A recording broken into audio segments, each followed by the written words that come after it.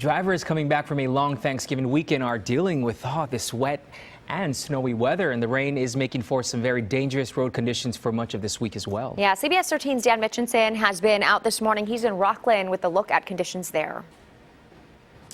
Well, good morning. After a dry fall, this is exactly what we were waiting for. The rain continues to fall here in Rockland this morning. Snow across the Sierra. Two drivers taking their time along I-80 as they hit the road up and down Sierra on Sunday. They were coming back from a long holiday weekend. Sacramento saw over an inch of rain in a 24-hour period Sunday. Auburn area had more than 2.5, almost 3 inches of rain.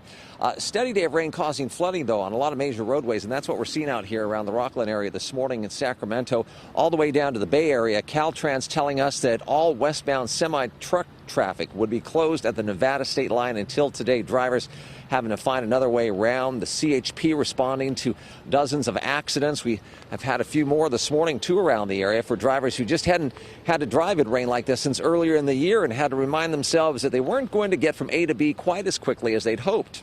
Non-stop rain, you don't expect it when it comes out of nowhere. Everybody's driving crazy. You have to take extra precaution because you got people now, they drive fast, they do all kind of stuff they ain't not supposed to be doing, so you have to be extra careful yourself. Now, rain from this storm will continue today and tomorrow. Then we get a break. Then another storm moves in over the weekend starting on Friday. And the weather seems to be what most of us have been talking about up and down California for the last few days. Not just the rain here, but snow that fell at the western tip of the Mojave Desert, Lancaster, and Palmdale. The good news is forecasters are saying this next storm that should arrive should set us up for a great holiday weekend of skiing with several more feet of snow in that forecast. We're in Rockland this morning. More coming up in 30 minutes. Back to you. Yeah, thank you, Dan. We know that the ski resorts are excited about this, although it did impact operations with even some avalanche warnings and watches over the weekend. So just be aware if you're heading up to check the resorts first.